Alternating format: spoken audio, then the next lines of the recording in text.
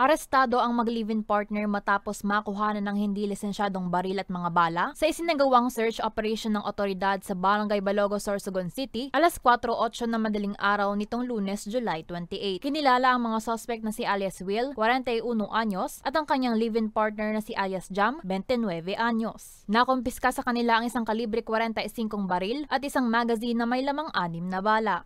Ang place na inkandakan sa search is 14 houses where dinigduwa po nag-stay. Actually, ma'am, ang boarding house na nito, ma'am, is only one room. So, duman lang po mismo sa room na dito nakuha, ma'am, yung firearm. Nasa kusdiya pa ng Sorsogon CPS ang dalawang suspect na mahaharap sa kasong paglabag sa Republic Act No. 10591 o ang Comprehensive Firearms and Ammunition Act. Yung case where the firearm came from or kung any mga baril po is na-involved sa any other incident, it's still under investigation po.